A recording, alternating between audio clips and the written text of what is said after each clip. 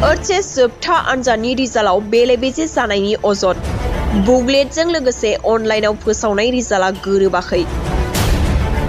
बिस्तिबारखालि फोसावजानाय OHS जोबथा आनजादनि रिजाल्टआव माखासे बेले-बेजे जानायनि गोख्रों अजद सिखांदों।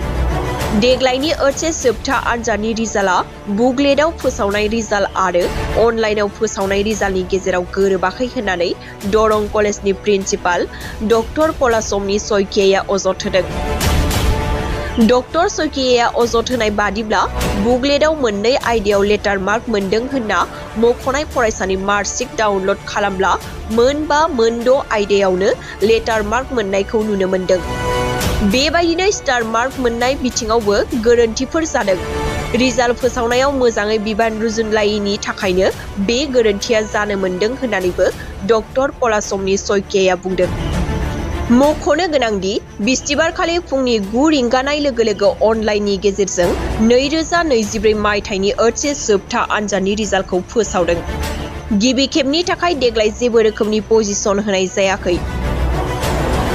रिपर्ट बादिब्ला देग्लाय आर्ट्सआव फरायसाफोरनि उथ्रिसारनाय हारआ 89.18 जौखोन्दो, बिगियानाव 89.88 जौखोन्दो आरो कमार्सआव 87.80 जौखोन्दो।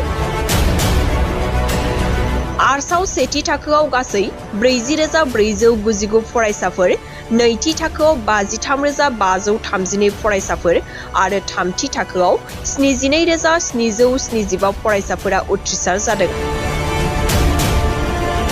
बेबादिनो बिगियान आयदायाव सेथि थाखोआव 23,552, नैथि थाखोआव 17,339, थामथि थाखोआव 8,062 फरायसाफोरा उथ्रिसार जादों। कमार्सआव सेथि थाखोआव 5,915, नैथि थाखोआव 6,087 आरो थामथि थाखोआव 3,194 फरायसाफोरा उथ्रिसार जादों। मख'नो गोनांदि थांनाय बोसोरनि रुजुनायाव देग्लाय उथ्रिसारनायनि हारआ बांसिन। देग्लायनि OHS जोबथा आनजादनि रिजाल्ट बायदियै आर्ट्सनि उथ्रिसारनाय हाराव बाक्सा जिल्ला सेथि नम्बराव दं। बाक्सा जिल्लानि उथ्रिसारनाय हारआ 97.88 जौखोन्दो, नैथियाव 97.3 जौखोन्दोजों नलबारि जिल्ला आरो थामथियाव 97.3 जौखोन्दोजों दरं जिल्लाया जायगा दखल खालामदों। बिगियानाव तामुलपुर जिल्लाया सेथि सारियाव।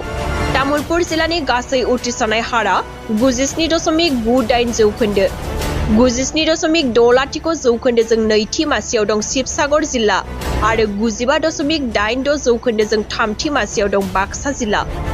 गुबुन फारसे कमार्स एबा फालांगि आयदायाव शिबसागरा सेथि मासियाव।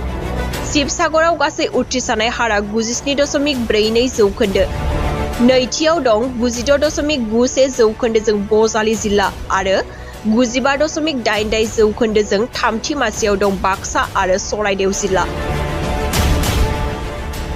OHS जोबथा आनजादनि रिजाल्टआव बेले-बेजे जानायनि अजद बुकलेटजों लोगोसे अनलाइनआव फोसावनाय रिजाल्टआ गोरोबाखै। बिस्तिबारखालि फोसावजानाय OHS जोबथा आनजादनि रिजाल्टआव माखासे बेले-बेजे जानायनि गोख्रों अजद सिखांदों।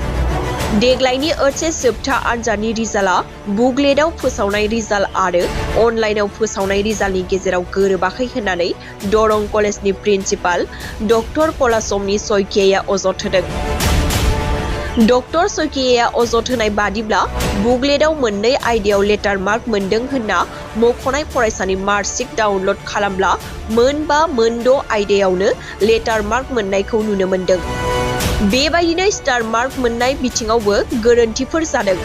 रिजाल्ट फोसावनायाव मोजाङै बिबान रुजुनलायैनि थाखायनो बे गोरोन्थिया जानो मोनदों होननानैबो डक्टर पलासमनि सयकियाया बुंदों। मख'नो गोनांदि बिस्तिबारखालि फुंनि 9 रिंगानाय लोगो लोगो अनलाइननि गेजेरजों 2024 मायथाइनि OHS जोबथा आनजादनि रिजाल्टखौ फोसावदों। गिबि खेबनि थाखाय देग्लाय जेबो रोखोमनि पजिशन होनाय जायाखै। रिपर्ट बादिब्ला देग्लाय आर्ट्सआव फरायसाफोरनि उथ्रिसारनाय हारआ 89.18 जौखोन्दो, बिगियानाव 89.88 जौखोन्दो आरो कमार्सआव 87.80 जौखोन्दो।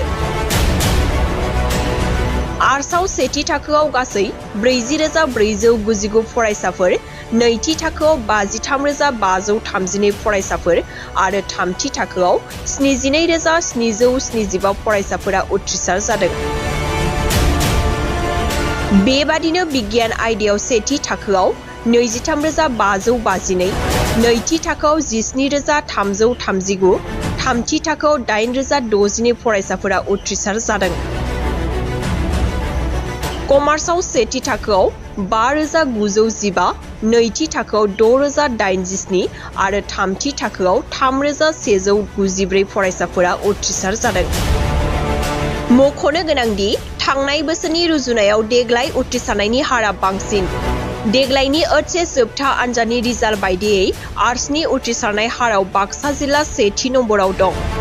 बाक्सा जिल्लानि उथ्रिसारनाय हारा 97.88 जौखोन्दो, नैथियाव 97.3 जौखोन्दोजों नलबारि जिल्ला आरो थामथियाव 97.3 जौखोन्दोजों दरं जिल्लाया जायगा दखल खालामदों।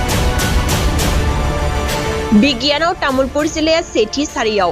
तामुलपुर जिल्लानि गासै उथ्रिसारनाय हारा 97.98 जौखोन्दो, 97.60 जौखोन्दोजों नैथि मासियाव दं शिबसागर जिल्ला आरो 95.86 जौखोन्दोजों थामथि मासियाव दं बाक्सा जिल्ला।